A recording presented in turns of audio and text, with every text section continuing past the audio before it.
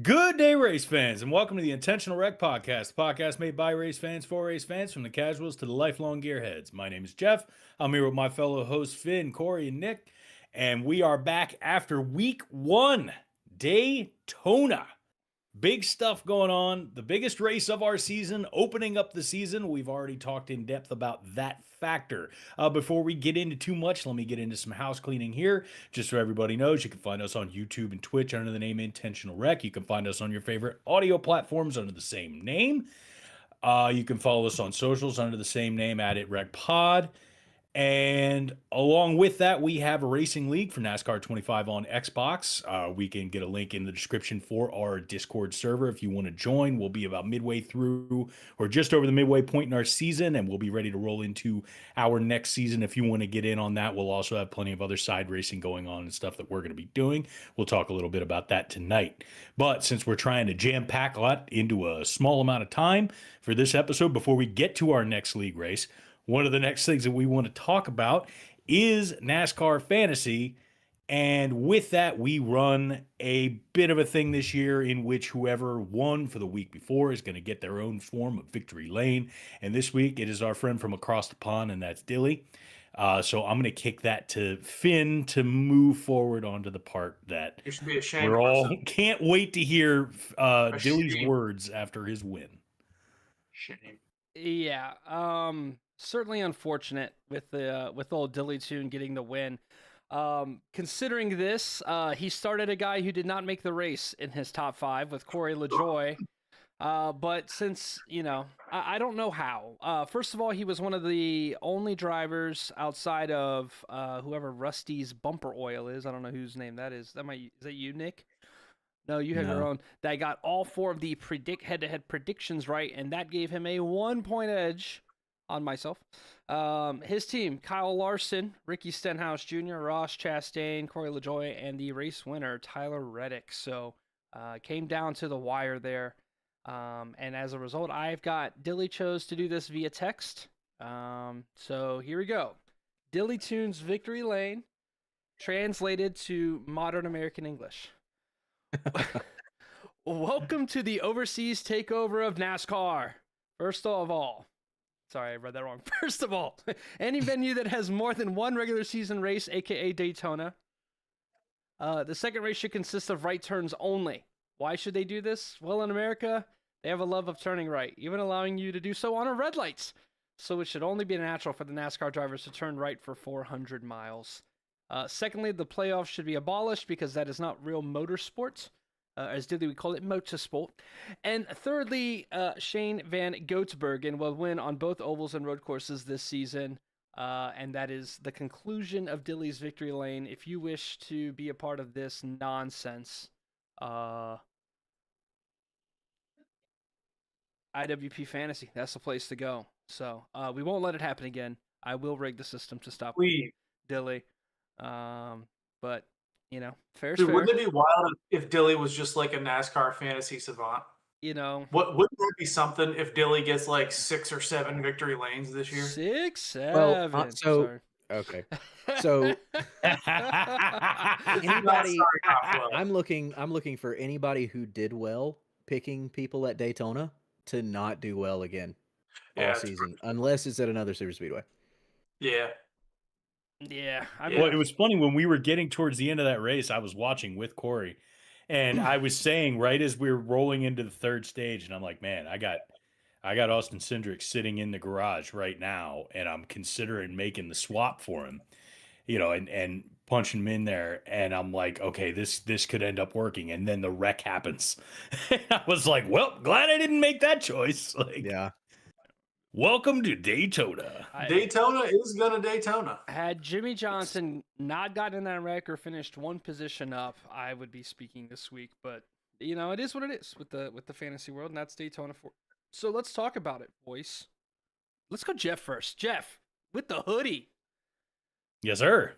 This was it was a joy to see Tyler Reddick get that win, especially after the way things were, shaking out for him towards the end of last year. I was really happy to see that. It was just an all-around great day for 23XI. I mean, you wouldn't be able to tell at the end with Bubba finishing in 10th, but he had a solid day all the way around. I mean, he was competing and fighting with just about everybody. So I was really happy with the way 2311 fared. I mean, going back to my own guy, watching Denny, I've got feelings about Justin Allgaier now after I guess the main words are you're not fucking clear. But the other thing is like I mean, what was that? My dude is there, he's on the wall, he's taking the turn, and he gives what automatically looks like the go-ahead. Like he dips down into the interior lane, which by all intents and purposes, Denny could just. He didn't dip down that far. I do have a sticking point with that. So Allgaier, yes, he's a race car driver. He doesn't race these cars a lot. These cars come up on you at a different rate of speed at Daytona than the O'Reilly series cars do. I can see what he was kind of going for there. He shaded to he gave enough space for another car to fit there, sure. He didn't think that Denny was going to push it at that point in the race. That was a very aggressive move from Denny. Still 100% Allgaier's fault, but it could have been avoided from both drivers. But he did not run out of talent, though. We're not calling that a talent issue. It was kind of a talent issue. Honestly. He should. So, like I said, he doesn't race the cars every week, but he knows how big the cars are. He knows how far away he is from the wall. And he knows that he has Denny Hamlin behind him. Yeah. And Denny is known to be aggressive at super speedways, so. He's kind of, I mean, Finn's got the video pulled up now. He's kind of in the middle of both lanes. And I mean, like, if you want to call that a block, it's a very late block. Yeah. I would say. Oh yeah, it wasn't a block because he wasn't in front of him when he made the move. Right. Yeah, I would say this. I'm going to revise a statement that I've made a lot about plate racing, which is that it really doesn't take a whole lot of skill to be a plate racer. I'm going to say there is one thing that it takes skill to be in plate racing, and that's up front. It is very, very difficult to know when you can. You know, I mean, we even saw a scenario with Hocevar up front struggling with taking a bump. Was from Eric Jones. I don't think that's necessarily Hocevar's fault, but it's all fun and dandy being up there play racing until you're the one that has to control multiple lanes and you've got to make quick decisions when they're coming very, very fast. So, also, I believe that I think I heard Allgaier saying that once Denny got to his right rear, he tried to turn it down a little bit more and just the arrow washed him up even further. So. Yeah. It's just a tough situation. Speaking of Hocevar, took the white flag. We were this close to a Carson Hocevar Daytona 500 ring. That was very close. I almost it all happened so fast I forgot he's the one who took the white flag.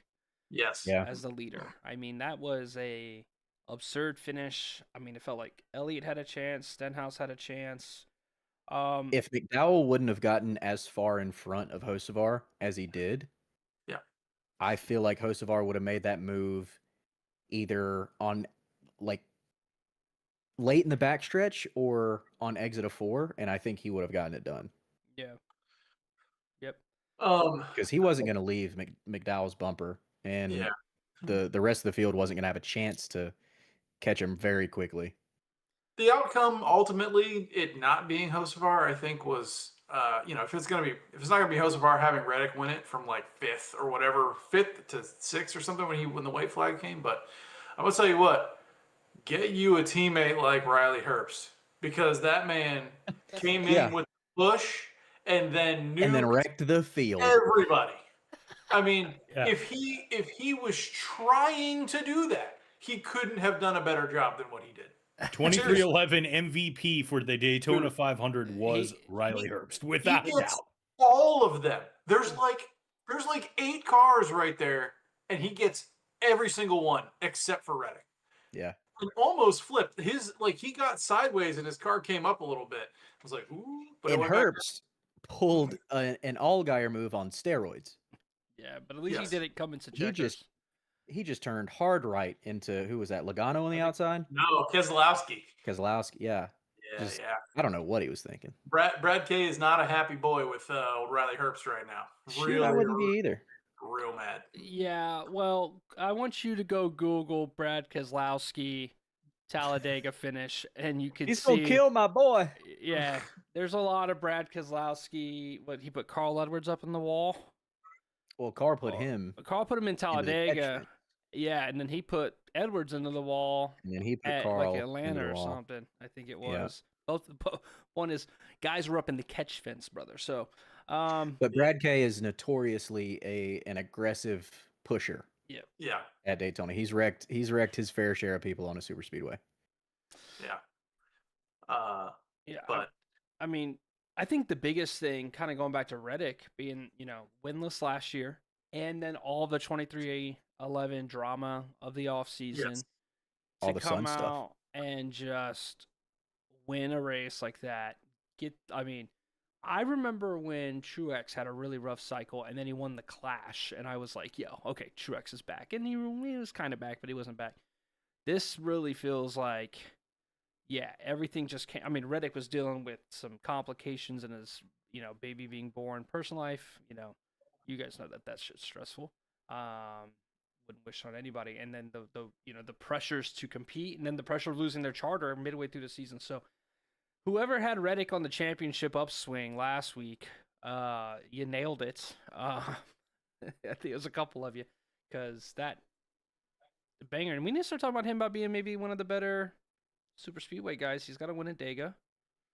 He's got to win here. You guys catch any of the other races this weekend?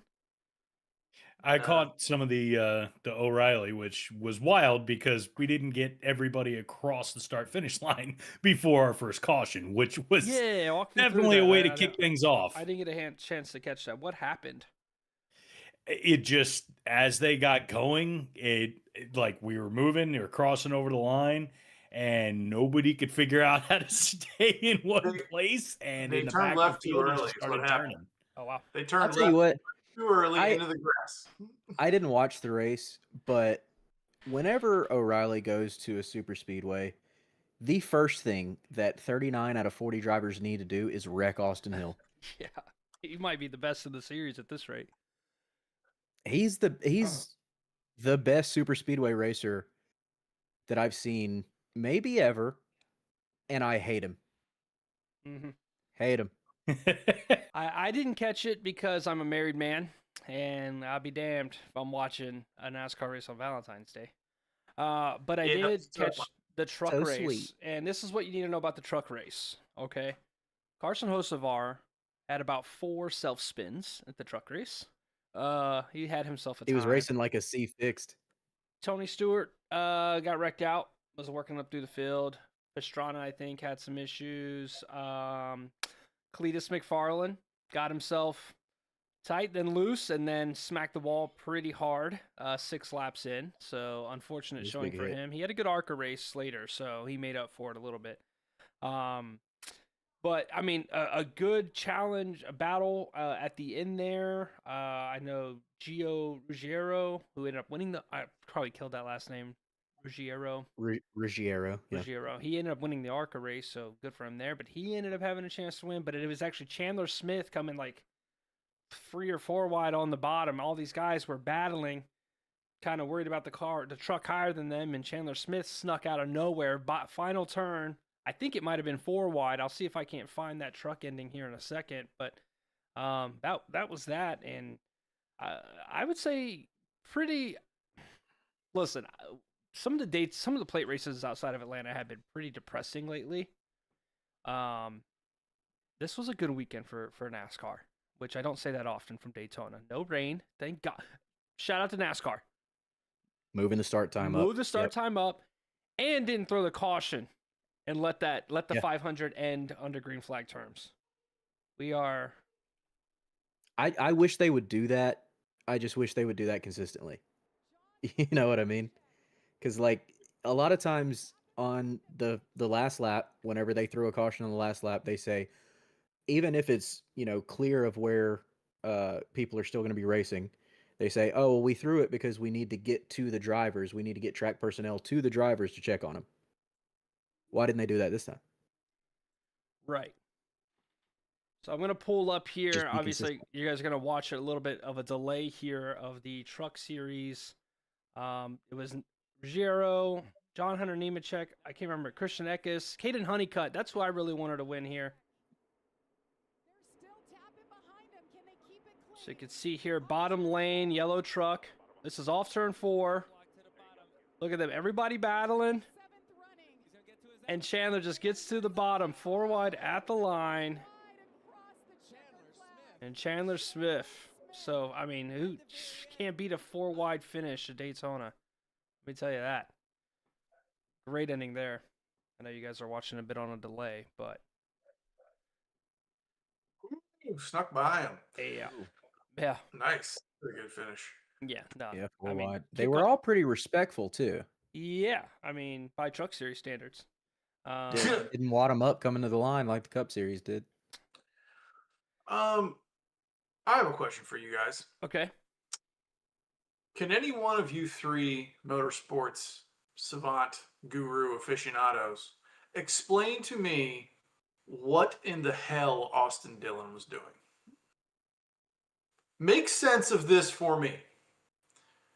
How is it that there's a wreck and this guy just decides he's going to put it 160 into the grass on purpose? Like, completely on purpose, right? I'm not missing something. I saw the video. You can hear him lift. And then he T-bones my boy Briscoe like nothing I've ever seen. I don't understand. Where was he going? He was going down pit road. He was going down pit road. He was on pit road. He just couldn't see. I'm not really gonna fault Austin Dillon for that. He should have slowed down way more. I think he had more brake to push there, and he could have gotten closer to the pit wall, but he didn't. He could not see in front of him. Okay. Shall we go to the POV? There was an onboard shot. I got that your they onboard showed in the shot. race. I'll play this here, obviously. He could not see. I just like, but it's the he leaves. Nah, the, he could see. He could see. He goes under the yellow so early. I think he panicked. Yeah. I think he panicked thinking that there was going to be more. Briscoe clears, and then at this point, he's just... Yeah, he just literally clears. Let me hear what a spotter says.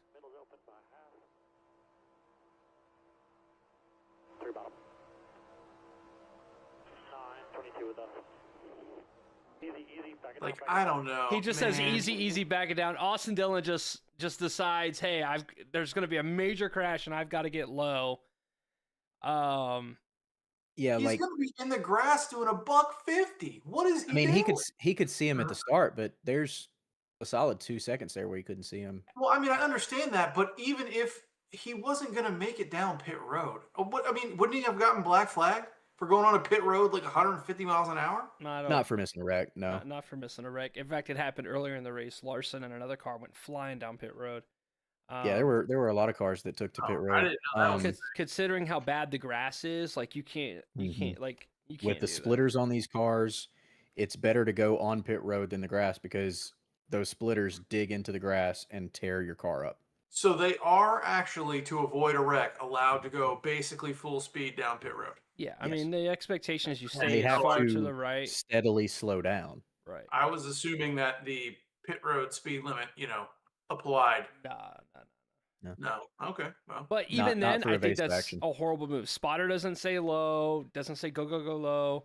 He literally just panicked because Briscoe was going he's low. Austin Dillon.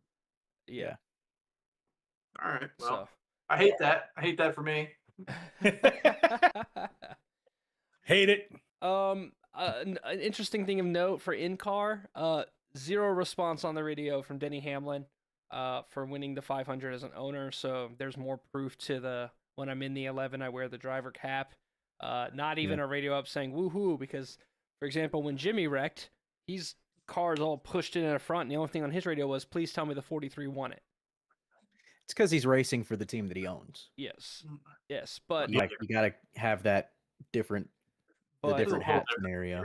Yeah. I saw a stat. Tyler Reddick is now the only Toyota driver not named Denny Hamlin to win the 500, and now every 500 win by Toyota has been Denny Hamlin's effectively. I think he deserves just as much credit as the owner in this one. Any other? Also, Denny Hamlin hasn't won a super speedway race in the Gen 7, or at least a Daytona Yeah. in the Gen 7. Well, yeah, not a Daytona 500. No. Denny's cooked. No longer the super speedway Oh, guru he no. once was. I mean, it used to be, bro. Again, not to pick on you being newer to sport, but like Denny used to. It was just like, oh god, Daytona. Denny's gonna chill in the back all day and then drive to the front. It was like, wow. It was like the torch was passed from Dale Jr. to Denny Hamlin at this damn track. Yeah. And now it just. Well, seems I to mean, be- let's be real. He was out of this one just in time, you know? I mean, he was just, I don't know. He gave it all he had. Just Yeah, I mean, couldn't get in there. yep. When he got wrecked, he was up front. So Points mattered this week. We talked about it. There's no talk about the fucking. Oh, he's in the playoffs now. And blah, blah, like that's gone. And also, I mentioned this. but there's a ton of talk about Kyle Busch quitting. Yeah. Well, he finished what, Does 15th the in points points. matter now? Yeah, he finished 15th, and he would if the season ended today, he would be in the chase. Yeah. So well, that's points racing for you. Well. So wait, Alex- what? Did he just back out of the? Yeah. Yeah, he went bottom. He was what, probably 15th when he went bottom, and he didn't have any help on the bottom, and he knew that he was going to drop back. So instead of dropping back to 20th, he just went ahead and dropped back to almost the last car on the lead lap, and then just waited for everybody else to wreck themselves. That's pretty smart. I mean, Ended up finishing 15th. all right. Well, yeah. I guess that makes some sense. How about Alex Bowman? Didn't you say Bowman got the least points of any full-time driver? Yeah, it's just all last year. Bowman looked like he was points driving because he couldn't ever fucking win anything. And then the one year where points driving matters, he somehow gets 40th. Congrats, Alex Bowman. He got more fantasy points than BJ McLeod. And BJ McLeod wrecked on lap 2. Yeah. Alex Bowman somehow had a worse weekend than Anthony Alfredo. Which that seemed almost impossible. But That's terrible, man. I'll give it to this. When we were watching before, like, I mean, all the credit in the world for Briscoe and his team actually coming back out. There were points where he was running 12 laps down. Yeah. But he got his car back out there and just kept running. And there were points where he was keeping up with the field. You're going to see a lot more of that this year. You already That's what I was saying. Yeah. a lot of it last year with the, getting rid of the DVP policy, or the DVP, the damaged vehicle policy, and the clock and stuff like that. But you're going to see it a lot more this year with points, That's cool. which I like. Yeah, no, I think, one of the things I've done this year, you guys will see articles on it somewhere. Spoiler alert on articles going to not just the Discord. And you guys should probably partake in this too. So I'm announcing it with you guys to join in. But I am watching, we're doing History Lane. I'm doing History Lane this year where I'll be dropping an article a week in correspondence with the race weeks that we have now. Watching the 1994 NASCAR season. So all that's on YouTube. And I tell you what, man, Daytona, I'll drop the article there. I won't go in long detail. But, kind of what we saw before, like you mentioned, just like cars blown up, cars coming back out despite damage, and just how crazy the racing is. It's a good parallel to see what like that kind of style of racing, especially Daytona, was to this. One of the things I laughed about was how many cars didn't make it this year? 4, maybe? 4 didn't make it this year? 69 cars tried to make the 1994 Daytona 500. It's pretty crazy, man. Nice. Was 94 pre pit road speed limits, or was Nope. that 1990? No. 94 still had pit road speed limits. There was pit road speed I limits. think that was and there- 1990. And there was restrictor plates. So But the reason that you don't see 60 plus cars come out nowadays is because of charters. Yep. Yeah. True. Because it doesn't pay to make the race for open cars really anymore. Yeah.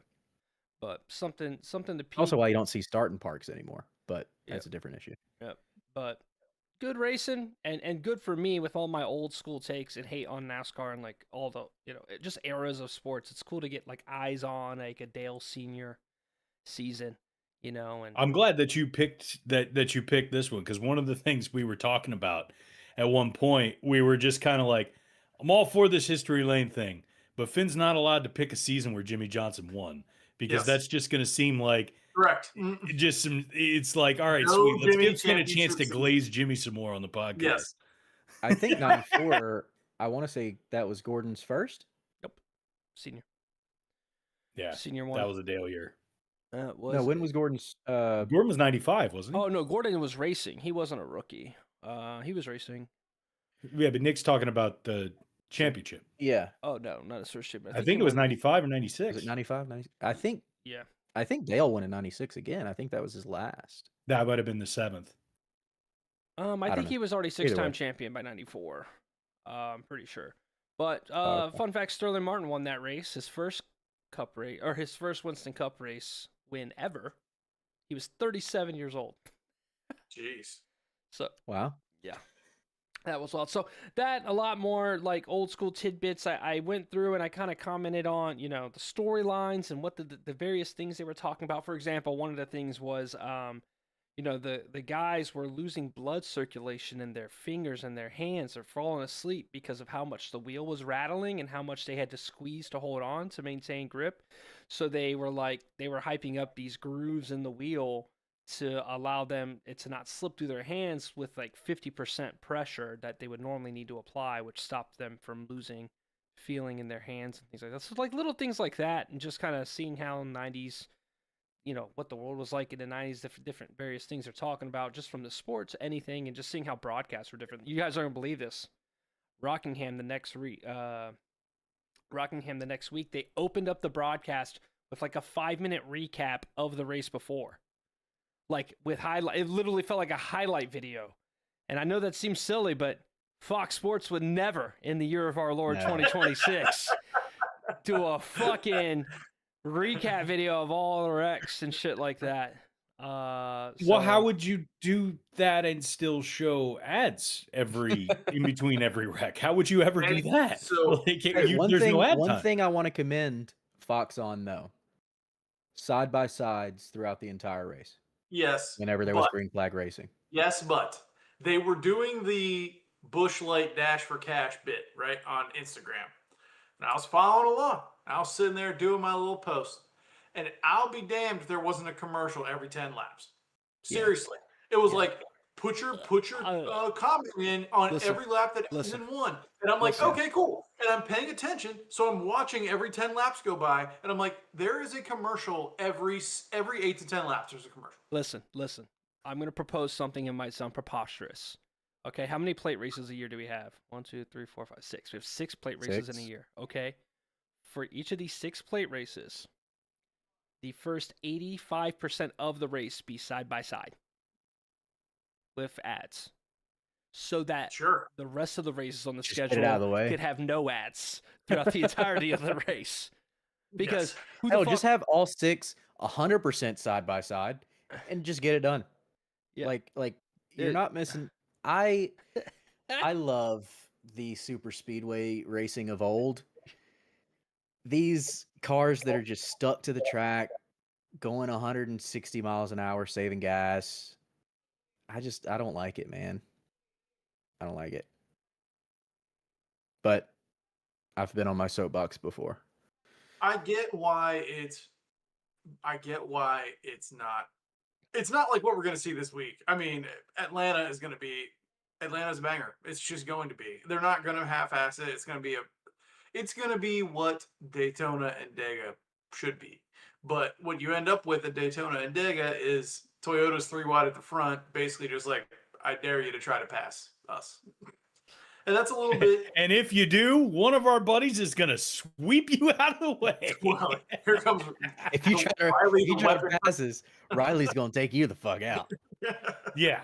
Exactly. Well, Yeah. so what I want to do now is like we can go on about that and lament about super speedway racing all day. We've done that before. Yes, I Everybody that's could. listened has heard that. So before everybody tunes out, I think the next thing that we want to do is get into Atlanta, and with that, we actually have a special presentation from Nick leading into give us a little bit more information, the in-car view of the Atlanta Motor Speedway. So. Yeah. So what we're going to be doing this year, the guys did it previously on the pod in years past, but we're going to be doing, just a little track preview for each week, using iRacing, whether it's in the middle of a race or I just get on for a practice session and take you through a lap, whatever the case may be, week to week. But this week we have Atlanta, and there are a fair amount of of differences in the super speedway racing that you'll see at Atlanta versus what you saw last week. So, Finn, if you want to start it in 3, 2, 1, go. So, what you can see here is I'm coming to my my qualifying lap. These cars have 5 gears, but it's quicker to go in 4th gear than it is in 5th if you're alone. So, taking the green flag here, want to stay as low as possible, just like Daytona. It's a little tougher here to stay as low as possible because the radiuses of the turns are so much sharper. But you're still flat out. You can still keep it down there on the bottom. You want to be about half a foot off of that bottom if you can make it stick. So first lap and in iRacing you get 2 laps are going to be basically the same, just flat out.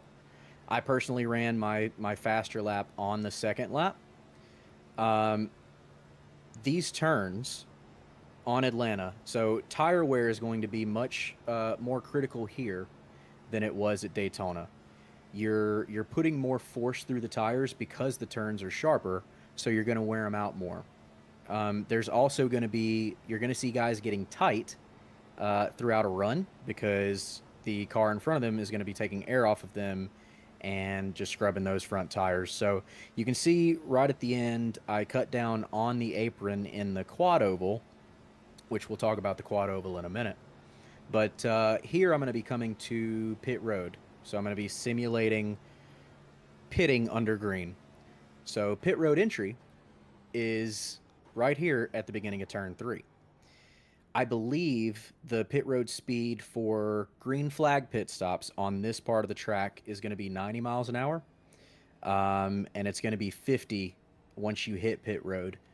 45 with a 5 mile an hour buffer. But so they're going to be going 90 all the way up until here, hit the brakes hard, get down to pit road speed, and then you want to see, your green lights on your dash. And that's how you enter pit road. Under green. Under caution, it's going to be, kind of the same. The entry is still going to be there at turn 3, but it's going to be 50 miles an hour all the way around, or pit road speed all the way around. So here we're looking at the race start. What you're seeing right now, just the bumper of the Hellman's car, is what the drivers are going to be seeing all race. From a race management perspective, it's going to be a lot of the same that you saw at Daytona. There's going to be fuel saving. There's going to be guys taking it easy early. There will be some stage racing and some guys pushing towards the end of the stages, but for the most part, the race isn't going to happen until probably 40 laps left in the race. So here you can see that, the guys are kind of trying to be staggered, trying to keep air on the nose so that you don't push up. I'm still having to lift in the draft to not get on their bumper in the turns. You definitely don't want to push in the turns here because there's so much more lateral forces going into the car. Now, one thing that you will see is people going below the line on the quad oval. So the quad oval, what I mean by quad oval is most tracks are like Daytona it's a tri-oval. So you kind of have that curved, the sweeping part of the front stretch there that we call the front stretch. But here you've got kind of a dog leg or a kink in it where it's not like it's a turn and then it's straight. and then it's another turn, and then it's straight, and then it's the actual corner. So that's going to throw a lot of drivers off. I really think that there's going to be a wreck because of the quad oval. We've seen wrecks in the past in Atlanta Super Speedway days because of that quad oval. Especially whenever they come to the start to the finish of the race, you're going to see guys go down there to try and win. And then this is basically what the racing is going to be like. I think the bottom lane is going to be dominant because of tire wear and such.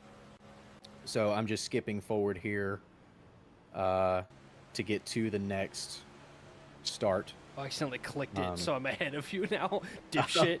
But either way, would you get a wreck on there? Is all that happened? Yeah, there was a caution. I was gonna show the restart, but either way, it's basically more the same as far as super speedway racing is concerned. But from a track management perspective, you will see more tire wear. Pit road entry is there's no other pit road entry like it in the rest of the schedule. And there's still going to be some fuel saving, but I don't think as much as we saw at Daytona. They have restrictor plates on at Atlanta? Yes. Yeah, this is the restrictor plate package, Yep. Still the big ass spoiler, as Junior liked to call it. Big ass. And restrictor plates, yep. It's like... So at Daytona, they were probably getting up to close to 200 miles an hour. Here, it's going to be tough to get above 190, really. You're not gonna go as fast as you were at Daytona. Still, man, but like it's not as fast, but dude, those turns are so much tighter. So for it feels way faster. Daytona is 2.5 miles. Atlanta is 1.5 miles. So the whole track is just shrunk down to like basically half the size. And man, I'm telling you, it's Atlanta is kind of its own beast on the entire schedule. It drives like Daytona and Talladega, but there's an intensity that comes along with the Atlanta races that you really just don't get, I feel like, anywhere else. There's plenty of other 1.5-ish tracks on the circuit, but they don't race the same. It's not the same package. I'm not. Nothing races like Atlanta races. But it's crazy right now. Mm-hmm. I'm very excited. I love Atlanta. The surface, when they repaved Atlanta, they specifically chose the surface that they chose for it to age quicker. So you're going to see less bumper to bumper, especially less in the Truck Series race and the Xfinity race. You're still going to see a lot of the tight pack racing in Cup, but I really feel like next year or the year after, we're going to see some very, very good racing as the track starts to go away, because you're not going to be able to just stay in that big pack. You're going to have to manage runs. You're going to have to manage your tires, and you're going to have to kind of find air, really. So it's going to be, the speeds are still going to be up there. They're going to be a little bit slower in the turns, but I think that the racing at Atlanta is just going to get better. Well, I think that Atlanta also, for whatever reason, brings out an aggressiveness out of the drivers that you really just don't see. I mean, I don't know if maybe it's the fuel situation that makes it different than Daytona, but I mean, I remember last year we were looking at 4 wide, and guys were just, I mean, this is Atlanta is where we had that crazy finish that Suarez, was that last year that Suarez won? And it was like 2 years ago. It was 2 years ago. It was like 3 1,000ths of a second, and they were 3 wide or something like that. The 3 wide finish was like 9 1,000ths of a second apart. You just don't. It produces racing unlike anything we get anywhere else, and I love when they go to Atlanta. Seriously, this one I circled this one. I love it. Yeah, it's a fun one. That again, when you add in the caveat over the years that we're gonna see some tire wear matter within these style of races. Forcing the handling to be worse, it's going to either lead to better racing or safer racing. I don't know what that's going to be, but it's hard to be safe on a track this compact, right? Because it's not like Daytona where you're like, hey, like we can get to the front quickly if we survive. No. It's like If 10 laps to go, really only the first 3 rows have a chance here because of how compact it is, and there's no possibility for a third lane to open up. Really, they were 3 wide at the finish, but they weren't 3 wide stacked at that finish. So I like it. I think it kind of captures what we want from super speedway racing, which is high speeds, quick decisions, and poor handling. I mean, so let me go back to 1994 Daytona. They were changing tires on the first pit stop 20 laps in because the handling was so shitty. That's not something you see today, but that is something I think you will see at Atlanta, right? And if not this year, very, very soon as that surface begins to change. So Atlanta's starting to get bumpier too, which is really going to affect how these cars are able to be stuck to the ground. mhm. And I'm so ready. So ready. It'll be a good one because I made an analogy that super speedway racing is everything is done about making sure that there's the best 10 laps left. As much as I love every other race, like, you know, watching a good one-on-one showdown, it takes a lot for a non-super speedway race to amount to what the last 10 laps of a super speedway race feels like. Credit to that style of racing, right? However, because it's a forced scenario, right? Because it's forced, I always think out of the last 10 laps, it's built to give us the most exciting 9.5 laps, and it's very hard to get a payout where we go, a finish where we go, yes. An example would be that 3 wide finish at Atlanta. And an example would be this year, right? Or, you know, but there also have been, for every one of those, you have 3 scenarios where a guy won because of a Where timing. Harrison Burton wins. Harrison Burton wins, or a guy. I mean, even if Harrison Burton wins, as long as it's entertaining, that's fine. But like, how about William Byron, or how about Carson Hocevar about to make a move and the flag gets thrown so he doesn't get it? How about William Byron and Bowman side by side, and it's a scoring loop that determines it on a wreck that didn't really need to go out, or a caution that didn't need to go out? Because it's built up so high, it's very hard for finishes to meet the expectations of what we thought we were getting. So it was good. It was a good weekend that almost every race had that, and I hope Atlanta does that because it's a risk to start out both races of a NASCAR season with this style of racing. It really is, because imagine if Daytona was a dud and then Atlanta doesn't have the hype moments that it has. Yikes. So I will say it's a risk. It's not as big of a risk, I think, as you think it is, because with the going super speedway to super speedway back-to-back races, NASCAR isn't trying to cater to the fans that it already has. NASCAR is trying to cater to new fans who just like to see wrecks and like to see that close racing and don't really understand that they're fuel saving or that it is a forced scenario. So I think that's what NASCAR is going for with the back-to-back. Also, it's still February and their options are limited. Sure. Right. So like they gotta be in the South. You're probably not gonna do Homestead, right? Go to Sonoma. I mean, I bet you it's cold in Sonoma right now, dude. Well, That is not, I'll tell that you is this not one. South. Might be It's cold, like but actually shit, that it was sparked one. freezing at the Clash.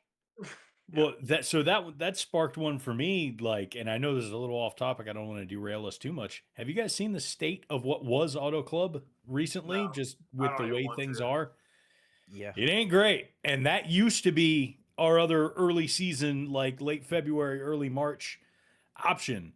And But those for Auto that Club promise for it to races- be that new short track that it was going to be, it's still a rubble pile out there, man. It looks No, terrible. that'll I never mean, be another track. It's heartbreaking. You have your basically everything Atlanta and South is where we're really talking. Atlanta, Daytona, which you already do, Homestead, Texas, Coda, Phoenix, Auto Club if it was still there. Those are really your only options. Everywhere else, it's too cold. They can't go. I mean, how would you rather have Texas or Coda in the second week of the season? I wouldn't. I'd rather have Homestead in the I second think week of the Atlanta's season. well, Homestead is the only other one where I could be like, okay, but having Atlanta second, it looks to us to the myself calling myself a trained eye at this point, but like it looks the same to us as Daytona. But to anybody else who is not well versed in this type of racing, it is going to look completely different than Daytona because they're being so much more aggressive. And like it's that aggression I think that they're banking on at this track. I don't know. Yeah, they want excitement. They want close cars and wrecks for the casuals, which there's nothing wrong with that. I just Yeah. would rather not have back-to-back super speedways. I would rather the appeal be try to follow up a Daytona 500 with an Atlanta for aggression and potential wrecks and like loop in casuals than try and loop in casuals with the playoff system. So Oh, same. I 100%. will take that if all Atlanta day. if Atlanta gets harder to race like we're anticipating, then I think it's Yeah. it's a non-issue. But like imagine like Daytona Dega, you know what I mean? Yeah, Right, I think in 4 or 5 years, if Yeah. if Atlanta and Daytona are still the first 2 races of the schedule, I think it's going to look way different than it does now. Yeah. It'll eventually start to kind of mold into something new. So, Yeah. One thing about NASCAR, the only constant is change. No. Ew. I hope you don't like anything because it's going to be Correct. gone. Don't get attached. NASCAR, don't get attached. Yeah.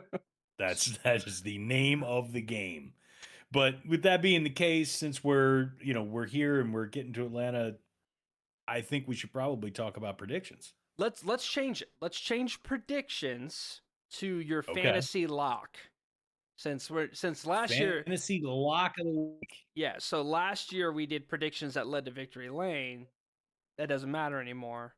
Let's do who your fantasy lock of the week is. Like, yes, you've got 5 slots for the fantasy. Single driver. Yeah. Who's your? You've already got him in your mind in the lineup, and you're not taking him out. Mine's easy. Who you got? Chase Briscoe. Chase Briscoe, eh? Briscoe, because I love watching him at this track. He's over the last couple of years in Atlanta. I believe it was last, maybe it was the year before. He was competing for the win, and he was doing some wildly aggressive maneuvers, and I love to see it. Briscoe's in my lineup this week, no question. All right, Jeff.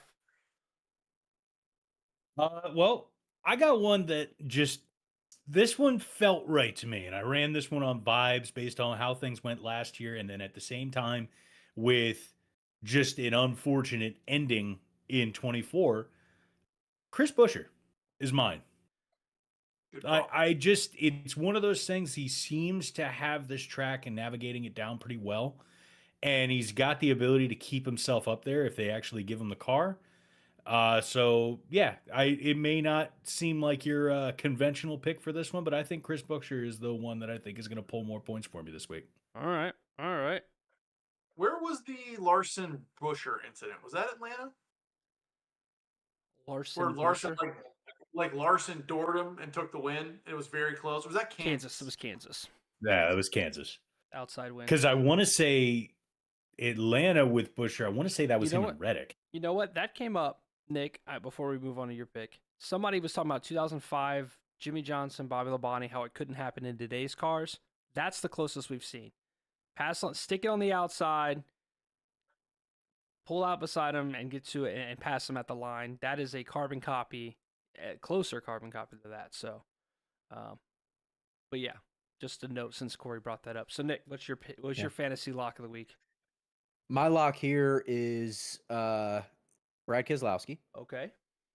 And I'll tell you why. Because he was top 5 in the summer race last year. I think he was top 3.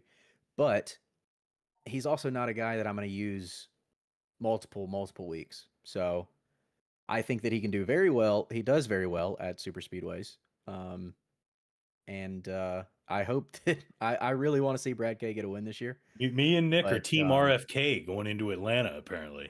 Yeah. Of all the things, like I don't know who's turning over in what grave, but me and Nick are picking Fords. This is weird. And you only get 10 weeks to use a driver, so yeah. Got to get the duds out early. Well, yeah. I think I might have the most unique pick of the week, fellas. He has a win. Yeah? He has Eric a win Jones. here. No, he has a win here in the Truck Series. Daniel He Suarez finished top 8 in both races last year, and he was very close to winning this race, or the race last week. I'm going to go with the 38 of Zane Smith. He seems to have something figured out. He's got a lot of reps at this track across the many series, and he seems to have a little bit of speed in that 38 at these types of tracks. So keep in mind, they used to have a really good program with McDowell Yeah, front row. in the front row stuff. So I do think that Yeah. if he's going to be my fantasy lock of the week. It's not to say Top that 5 he's in points this year so far. yeah, hey, top 5 in points. Zane Smith. Maybe I'm not picking an underdog. Yeah, right. All right. I'm the only one not taking a Ford. Yeah, just me. as everybody suspected, Zane Smith and Ricky Stenhouse right there in your top 5 in standings. Jesus. Number 1 in your hearts. All right, let's get So some fake that's- NASCAR yeah. racing. Exactly the way we thought it, just the way we expected with this new chase format. This is exactly where we thought this was Fords. going to be. Yes. But anybody have any more thoughts about Atlanta before we start kicking this thing out of here? My mind has moved on to the IWP NASCAR League New Hampshire race Yeah. that is about to embark on. Guys, for anybody that's in the league that's watching this right now, Go I if hope you you have not practiced, get on I hope you right now and run laps to see what it's going to do. Do not let your first laps be qualifying, please. Yes. Break into turn 1. You cannot go a $120 into turn 1. I Also, promise it's not going to there's stick. there's not going to be 45 wedge 15 and 15 here. No. And If you go to that 45 point, wedge, you're not yeah. making a single lap. No. for anybody that's not in the league that's watching and you haven't maybe tuned into one of the streams, this might be the one if you want to see some That's a wild good shit. point. This is might the be a one. fun one to watch. It's going to Yes. be very short, too. It's going I- to be a quick one. I will be live on the IWP Twitch. And there will Everybody be get many ready for a others. tight 15 tonight. Yep. It's like Well, tight 15 to 20. We're Everybody's gonna going. we're gonna have to go COVID rules and run 2 races. Right? The It'll be double a Tuesday weekend. night doubleheader. Listen, That's right. Listen, say what you want about It that all era. proved a good time. Having a race on a Wednesday was a banger. Dude, Two races at midweek Charlotte. racing. 2 races at Awesome. Charlotte in a week, and one of them on a Wednesday. Life was never better.